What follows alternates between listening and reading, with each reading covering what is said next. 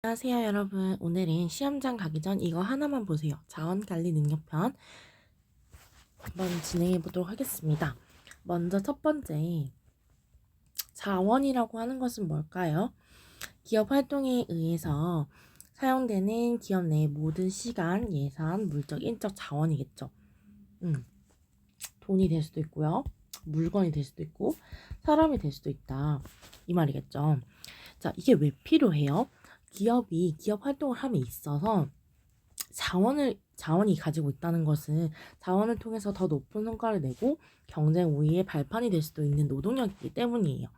예를 들어서 좋은 인재가 많아요. 좋은 인적 자원이 많으면 우리는 다른 회사보다 경쟁의 우위에 설 수 있겠죠.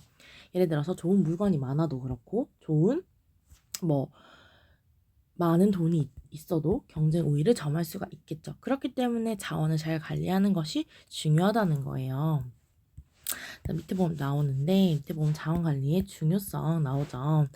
자원이 왜 중요하냐면 자원은 무한하지 않아요. 그래서 자원은 유한하기 때문에 효과적으로 확보, 유지, 활용하는 것이 필요하기 때문에 자원 관리라는 것은 매우 중요합니다. 그래서 우리는 자원 관리를 어떻게 할 거냐면요. 시간 관리, 예산 관리, 물적 관리, 인적 자원 관리 이렇게 할 거예요. 그래서 직장인들의 업무 성과에 영향을 미쳐서 매우 중요한 능력이 될 수 있겠죠. 자, 그렇다면 이 자원을 낭비하는 요인에 어떤 것이 있는지 한번 볼게요. 네, 첫 번째는 바로 비계획적인 행동이에요. 계획 없이 충동적이고 즉흥적으로 행동하기 때문에 자신이 활용할 수 있는 자원들을 낭비하게 되는 거죠. 그래서 예를 들어서 어떤 행동을 하기 전에 항상 이런 걸 하겠다라고 하는 것을 계획하는 것이 중요하겠죠. 두 번째로는 편리성을 추구하는 거예요. 자원을 활용할 때 자신의 편리함을 최우선적으로 추구하기 때문에 나타나는 현상이에요. 대표적으로 일회용품을 자주 사용한다든지 할 일을 미룬다든지 약속을 하지 않는 것, 이런 것들이 자원을 낭비하는 것이 되겠죠. 세 번째는 자원에 대한 인식을 부재하는 거예요. 그러니까 자원이 중요한데 그런 생각을 못하고 있다는 거지. 그래서 자신이 가지고 있는 중요한 자원을 인식하지 못하는 거. 시간이 중요한 자원이라는 것을 인식하지 못하는 경우가 예예요. 우리는 모두에게 24시간이 주어져 있잖아요. 그리고 시간은 언제나 저를 기다려주지 않잖아요. 그렇기 때문에 시간은 매우 중요한 건데 이것을 인식하지 못하는 경우가 있는 거죠. 오늘 할 일을 내일로 미룬다든지 다가와서 발등에 불 떨어지면 하면 돼. 이런 거. 네 번째로는 노하우 부족인 거죠. 그래서 경험이나 노하우가 부족해서 자원 관리의 중요성을 인식을 하면서도 그래 이거를 잘 하고 싶은데 그런 효과적인 방법을 모르는 거예요.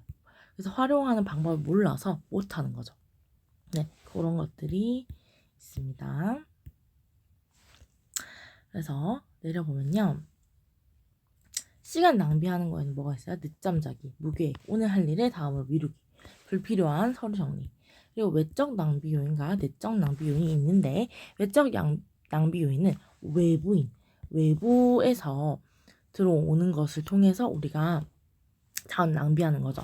예를 들어서 동료나 가족, 세일즈맨, 고객들, 문서, 교통 혼잡, 소음 등으로 인해서 시간을 낭비한다거나 그럴 수가 있죠. 내적 낭비 요인은 내부 습관을 통해서 내가 계속 미루는 습관, 계획을 부족한 습관, 성격적인 요인, 소극적이고 이런 성격, 혼란된 생각 이런 것을 통해서 또 자원이 낭비될 수 있고 돈의 낭비 요인은 뭐가 있냐면 무계획적인 지출, 불필요한 물건의 구입. 그래서 돈이면 다 된다는 잘못된 생각.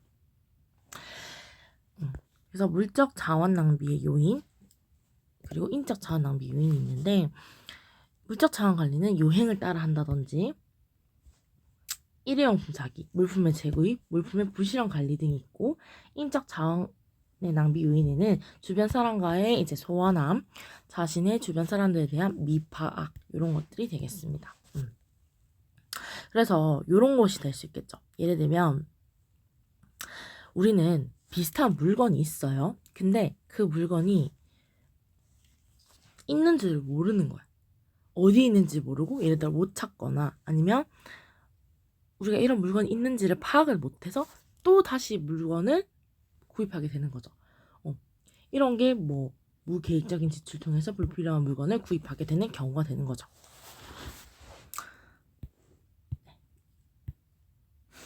그래서 이런 자원을 관리할 때 효과적으로 관리하기 위해서 이제 방법이 있어요. 이거는 일단 큰 틀만 봐드릴게요. 필요한 자원의 종류와 양을 확인하기, 이용 가능한 자원 수집 확보하기, 자원 활용 계획 세우기, 계획대로 수행하기, 요 네 가지가 있거든요. 이거를 순서를 만약에 묻는 문제가 나올 수도 있단 말이에요. 그래서 순서를 어떻게 외우냐면 이 순서도 앞 글자만 따서 외울게요. 그래서 필, 이, 자, 개. 이렇게 너 잠을 필히 자두게 이런 식으로 저는 외웠는데, 자 앞에도 설명드렸었잖아요. 앞에는 뭐를 말씀드렸냐면 인도 분계를 말씀드렸었거든요. 네, 그리고 요거 오늘 한 거는 필히 자게. 요 두 가지가 순서가 많이 나오니까 기억해 두시고요.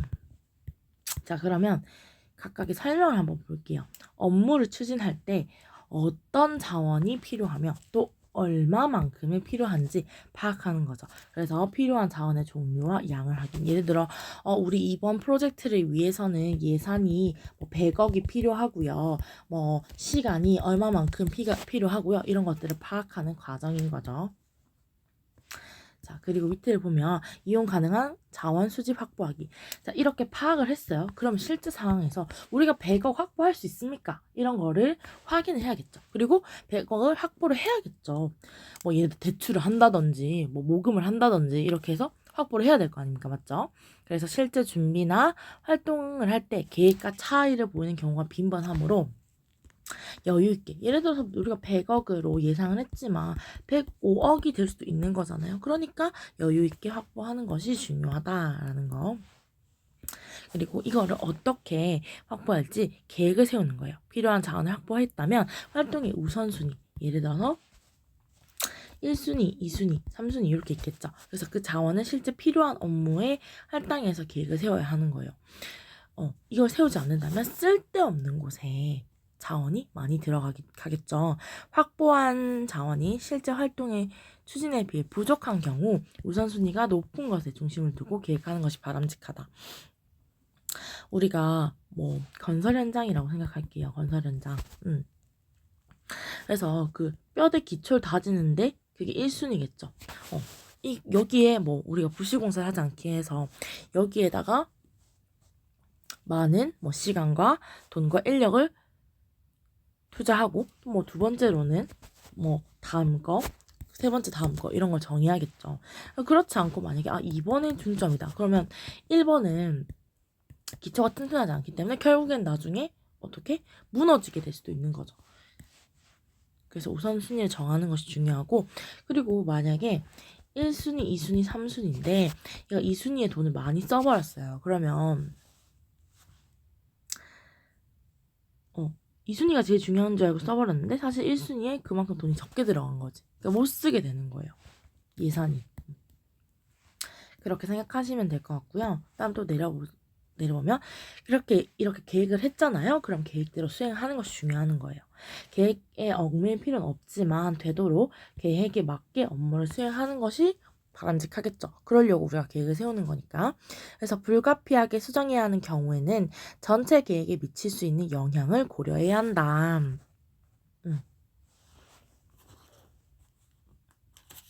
그래서 여기서 중요한 거는 아까 보면은 여유 있게 확보하는 것이 중요하다고 돼 있잖아요. 여기 별표를 하나 해주고요. 이게 뭐라고 나올 수 있냐면 이용 가능한 자원을 딱 맞게 확보하는 것이 중요하다. 이렇게 보기에 나올 수가 있어요. 그러면 틀리게 되는 거죠. 딱 맞게가 아니라 여유 있게 확보하는 것이 중요하다. 자, 우리가 시간은 어떤 특성을 가지고 있어요? 시간은 누구에게나 똑같은 속도로 가고요. 시간은 흐르거나 멈추게 할 수 없겠죠. 그리고 시간은 빌리거나 저축할 수도 없어요. 그렇기 때문에 시간을 어떻게 사용하느냐에 따라서 가치가 달라지게 되겠고, 그렇기 때문에 시간 관리를 하는 것이 중요하다라는 것인데, 그래서 시간 관리는 보면은 직장 생활에서 필요한 시간 자원을 확보하고 사용할 수 있는 시간 자원을 최대한 확보해서 실제 업무에 어떻게 활용할 것인지에 대한 시간 계획을 수립한 뒤에 이에 따라 할당하는 능력이 시간 관리라는 거예요. 그래서 완벽한 게 중요하나요? 시간 내에 끝내는 게 중요하나요? 라고 한다면 완벽하지 않지만 기한 내에 끝내는 것이 중요하다.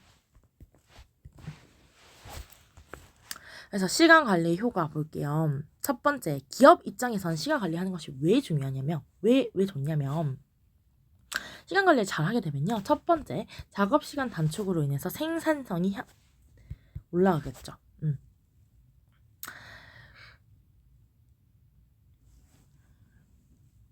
그리고 시간 점유율을 높일 수가 있어요. 왜냐하면 많이 생산할 수 있기 때문에. 그리고 개인 입장에서의 효과는 스트레스 감소, 균형적인 삶을 영위하고 생산성을 향상하거나 목표를 성취할 수 있는 거예요. 그러면 효과적인 계획을 수립하는 과정이 어떻게 되냐면 가장 많이 그리고 반복되는 일에 가장 많은 시간을 분배하고 최단 시간에 최선의 목표를 달성하는 것이 중요하겠죠. 자, 그렇기 위해서는요. 첫 번째, 명확한 목표를 설정해야 됩니다. 그리고 그러니까 목표, 예를 들어 이번 달에 토익 900점 따기. 그러면 우선순위를 설정해야 되는 거죠. 근데 우선순위를 어떻게 설정하냐면 우선순위를 설정하는 방법이 4가지가 있는 거예요. 첫 번째는 긴급하면서도 중요한 일. 두 번째는 긴급하지만 중요하지 않은 일. 세 번째는 긴급하지 않지만 중요한 일. 네 번째는 긴급하지 않고 중요하지 않은 일. 그래서 우리가 보통요, 이렇게 표를 하나 그려요. 표를 하나 그려서 어떻게 나누냐면 여기는 긴급성에 따라서 긴급한 일, 긴급하지 않은 일. 여긴 중요도에 따라서 중요하지 않은 일, 중요한 일. 이렇게 나눠가지고 표를 넣어서 외우면 좋아요. 뭐 예를 들어서 첫 번째 볼게요. 긴급하고 중요한 일, 요 칸에 해당하겠죠. 요 칸에 해당하는 것은 위기 상황, 급박한 문제, 시간이 정해진 프로젝트 같은 것들이 되겠죠. 자, 그러면 두 번째, 긴급하지만 중요하지 않은 일, 긴급하지만 중요하지 않은 일, 요 칸에 해당하겠네요. 잠깐의 급한 질문, 일부 보고서 및 회의가 되겠습니다. 그리고 긴급하지 않지만 중요한 일이겠죠. 여기네. 예방 생산 능력 활동, 인간관계를 구축하는 활동. 이거 중요하죠. 근데 이거는 뭐 사실 단기간에 되는 일도 아니에요. 그렇기 때문에 중요하지만 긴급하진 않은 거예요. 네 번째, 긴급하지 않고 중요하지 않은 일. 이거는 여기에 해당하겠죠. 바쁜 일, 하찮은 일, 뭐 우편물 확인 같은 거. 그래서 여기 1번, 2번, 3번, 4번 이렇게 하는 것이 중요하겠죠. 둘 다 5, 5. 그 다음에 긴급 먼저, 그 다음 중요. 그 다음에 중요, 긴급. 이렇게 확인하시면 되고.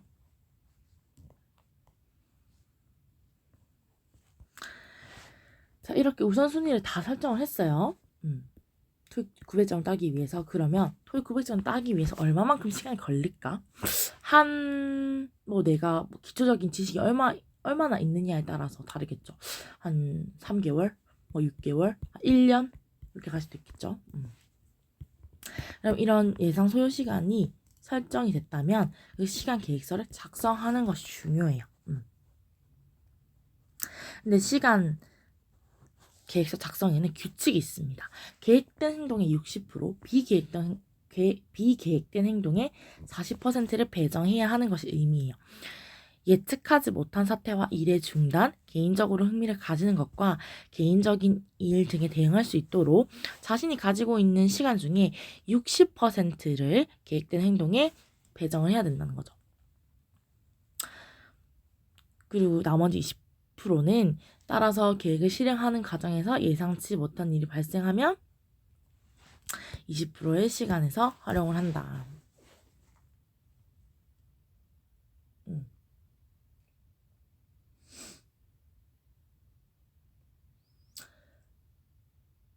그리고 예산, 밑에 예산을 볼게요.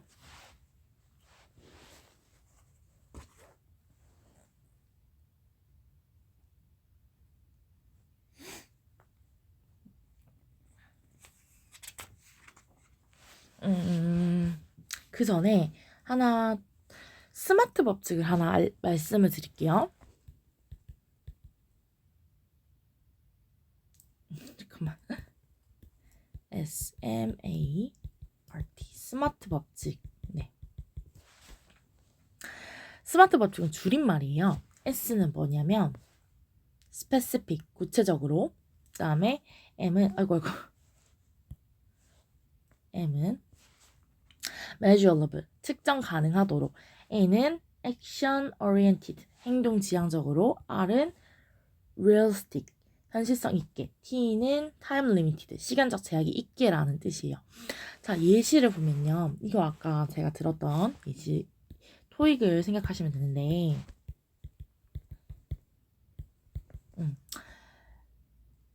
이게 구체적이라고 했잖아요. 그러니까 목표를 구체적으로 작성하는 거예요. 나는 토익 점수 700점을 넘을 것이다. 그러면 이렇게 했고 M은 측정 가능하도록이잖아요. 그러니까 수치와 객관화를 시키는 거예요. 나는 2시간 안에 10페이지를 읽는다. 10페이지에 예를 들어 분량의 보고서를 작성한다. 이렇게 수치화 시키는 거고 A는 행동 지향적인 거잖아요. 그래서 사고 및 생각에 그치는 것이 아니라 행동 중심의 목표를 수립하는 거죠. 예를 들어서 나는 부모님을 생각하는 자식이다. 이렇게 계획을 세우는 게 아니라 매일 아침 부모님께 전화 드리기라고 하는 이제 목표를 수립해야 되는 거고 R은 뭐냐면 현실성 있게 해야 되는 거예요. 실현 가능하게.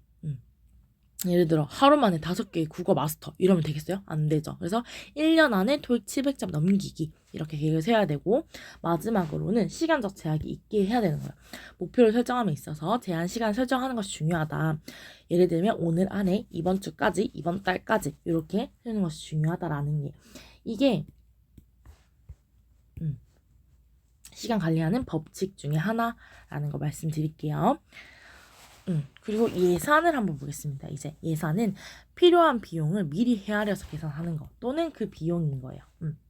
어떤 일을 함에 있어서 필요한 금액을 이제 계산하는 거죠. 그래서 예산의 구성 요소로는 직접 비용과 간접 비용이 있습니다. 맞죠? 직접 비용은 뭐냐면 말 그대로요. 제품이나 생산 서비스를 창출하기 위해서 직접적으로 소비된 것으로 여겨지는 비용이 되겠죠. 예를 들면 재료비, 원료와 장비, 시설비, 여행 출장비 및 잡비, 인건비 이런 것이 있겠고요. 그리고 간접 비용. 간접 비용에는 직접 비용을 제외하고 제품의 생산 및 서비스를 창출하기 위해서 소비된 비용이에요. 그래서 제품 생산에 직접적으로 관련되어 있지 않은 모든 비용이라고 생각하면 될 것 같아요. 간접 비용은 과제에 따라서 매우 다양하고 과제가 수행되는 상황에 따라서도 다양하게 나타날 수 있어요. 예를 들면 보험료, 건물 관리비, 광고비, 통신비, 사무비품비, 각종 공과금이 될 수가 있겠죠. 그래서 이거 문제가 어떻게 나오냐면 엄청 2가지 부류로 보통 나와요. 종류가 다른 것은? 이렇게 물어볼 수도 있고 아니면 이렇게 이 회사에 얘가 A 사원이 여행비를 얼마 썼고 재료비를 얼마 샀고 보험료를 얼마 냈고 이런 식으로 그래서 총 내야 되는 직접 비용이 얼마냐 간접 비용이 얼마냐 이렇게 계산하는 문제 이렇게 2가지로 나올 수가 있겠다는 거죠. 그래서 이 항목에 그 계정 과목 이름이잖아요. 이런 것들 잘 기억해서 구분하실 수 있는 것이 중요할 것 같습니다. 네. 그래서 이러한 예상을 측정할 때 고려해야 되는 상황은 뭐냐면 예산을 측정할 때는 무조건 비용이 작게 드는 것이 좋은 게 아닙니다. 그래서 책정 비용과 실제 비용의 차이를 줄여서 비슷한 상태가 되는 것이 가장 이상적인 것. 별표 쳐줄게요. 그래서 이 예산을 수립하는 과정에 또 있어요. 첫 번째로는 필요한 과업 및 활동을 규명하는 거죠. 그래서 과업 세부도라는 것을 활용해서 필요한 과업과 활동을 규명하는 것이 중요해요. 과업 세부도란 뭐냐면 조직원들에게 할당된 과업을 적절하게 관리하기 위해서 책임자와 참여자를 명시해서 관리할 수 있게끔 작성된 도표라는 거예요. 그래서 이거를 해서 우선순위를 결정하는 거겠죠. 핵심 활동 위주로 중요도를 고려하는 겁니다. 그리고 세 번째로는 그에 맞춰서 예산을 배정하는 거죠. 물적 자원 관리 이제 볼게요. 물적 자원이라고 하는 거 뭐냐면 자연 자원과 인공 자원이 있어요. 자연 자원은 말 그대로 자연 상태 그대로 있는 그대로의 자원인 거고, 인공 자원은 사람들이 인위적으로 가공해서 만든 물적 자원인 거예요. 이 물적 자원은 왜 중요합니까? 효과적으로 관리하면 경쟁력 향상, 과제 및 사업의 성공을 기대할 수 있겠죠. 하지만 관리가 부족할 경우에는 경제적 손실, 과제 및 사업의 실패로 이어질 수 있습니다. 그래서 이 물적 자원 활용의 방해 요인은 뭐냐면 첫 번째, 보관 장소를 파악하지 못하는 경우.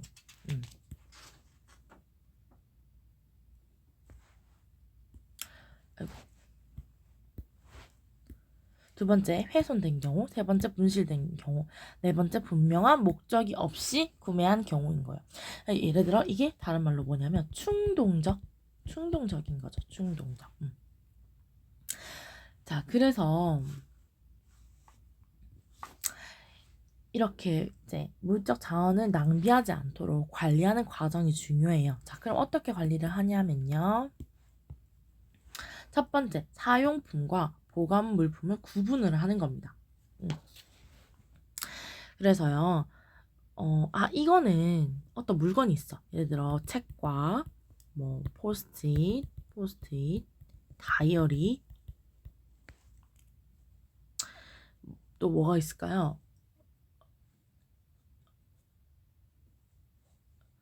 뭐 이런 게 있다. 쳐봅시다. 전화기. 이런 게 있어요. 그랬을 때, 지금 당장 내가 책을 읽을 건데 포스트잇이랑 다이어리는 필요가 없어요. 그러면 포스트잇과 다이어리는 보관해야 되는 보관 물품이 되겠죠. 그래서 이 사용하는 사용품과 보관 물품을 구분을 하는 거예요. 자, 그리고 나서 동일 및 유사 물품으로 분류를 해야 돼요. 그래서 동일성의 원칙은 우리가 뭐냐면 같은 품종은 같은 장소에 보관을 한다는 거예요. 유사성의 원칙은 뭐냐면 유사품은 인접한 장소에 보관을 하는 거죠. 예를 들어 같은 품종이 뭐겠어요? 예를 들어 뭐 책이라고 칩시다.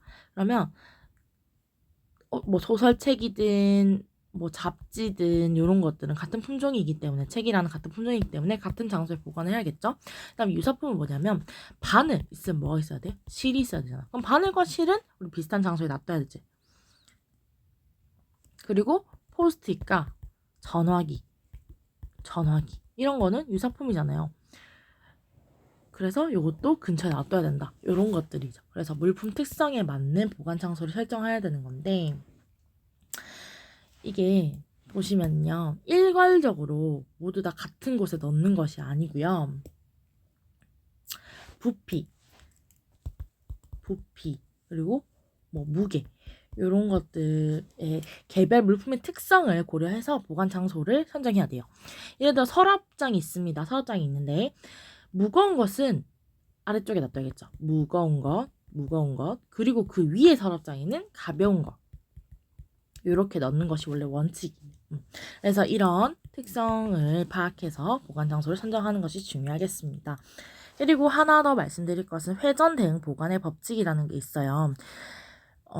입출하 빈도가 높은 화물은 출입구에 가까운 장소에서 보관을 해야 되고, 좀 입출할 빈도가 낮다 이런 경우에는 먼 장소에 보관을 하는 것이 중요하다라는 것이 회전 대응 보관의 법칙이 되겠습니다. 여기 있네요. 입출할 빈도가 높은 분봉은 출입구 가까운 곳에 보관하는 거. 두 번째는 다량의 물적 자원 관리 기법이 있어요.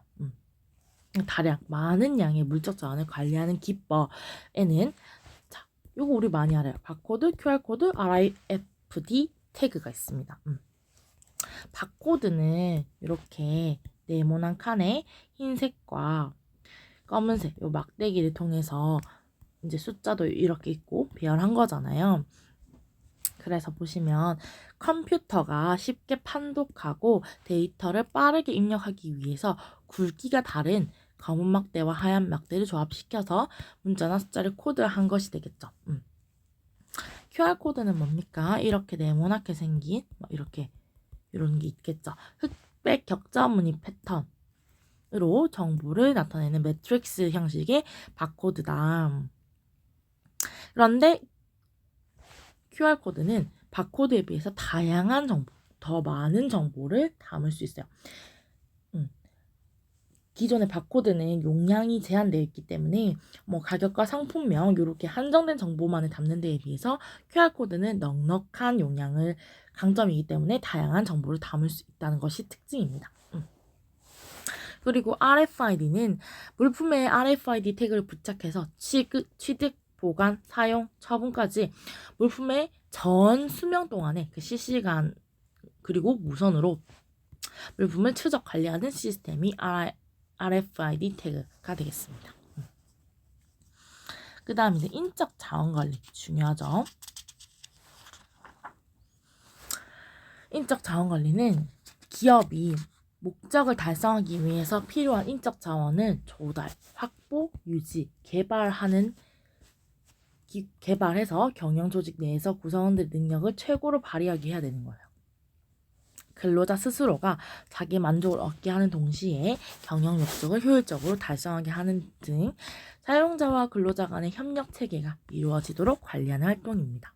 자, 그러면 효율적으로 인적 자원을 관리하기 위해서는 첫 번째, 적재적소 배치의 원리, 두 번째, 공정 인사의 원칙, 그리고 종업원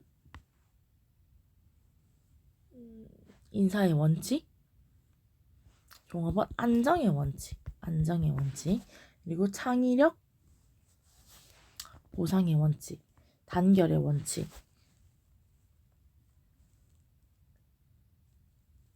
이런 거 한번 볼게요. 첫 번째, 적재적소 배치의 원리는 뭐냐면 해당 직무 수행에 가장 적합한 인재를 배치해야 되는 거야. 두 번째, 여기 공정보상의 원칙이 있네요. 공정보상의 원칙은 근로자의 인권을 존중하고 공헌도에 따라서 노동의 대가를 공정하게 지급하는 거지. 내가 100만큼 일을 했어. 공헌도를. 그러면 100만큼의 대가를 공정하게 지급하는 것이 중요하다. 그리고 공정인사의 원칙은 직무 배당, 승진, 상벌, 근무 성적의 평가, 임금 등이 공정하게 처리를 해야 돼요. 예를 들어서 A랑 B랑 같은 일을 했는데 내가 A를 좀 더 좋아해. 그래서 A는 150만 원 주고 B는 100만 원만 줬어. 이렇게 하면 안 된다는 거죠.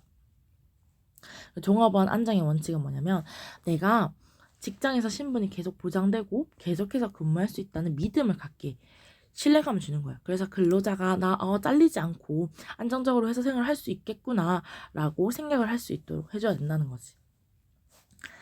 그리고 창의력 보상의 원칙. 이거는 근로자가 창의력을 개발할 수 있도록 새로운 제안, 건의 등의 기회를 마련하고 적절한 보상을 그에 따라서 해줘야, 인센티브를 제공을 해줘야 창의력을 많이 내뿜을 수 있겠죠. 그 다음 마지막 단결의 원칙입니다.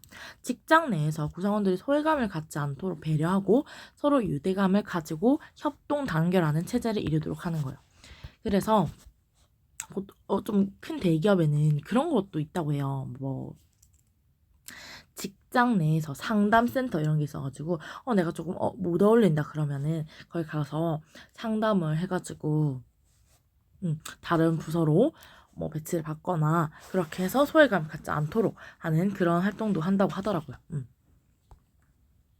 그리고 인력 배치의 3원칙에는 적재적소주의, 그 다음에 능력주의, 그 다음 균형주의가 있겠습니다.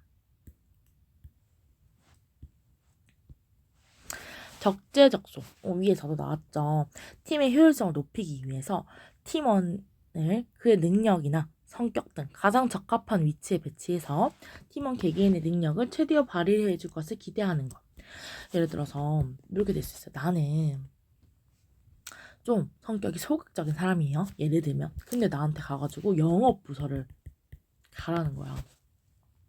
전화도 못하고 말도 못 거는데, 그러면 이 사람은 영업 부서보다는 뭐 예를 들어 사무 부서, 뭐 행정 지원이라든지 뭐 그런 부서가 더 맞는 거잖아요. 그래서 그걸 확인을 하고 그 사람한테 맞는 부서에 이제 배치를 해주는 거죠. 그래서 거기 가서 그 사람의 능력을 더 발휘할 수 있도록 해주는 거죠.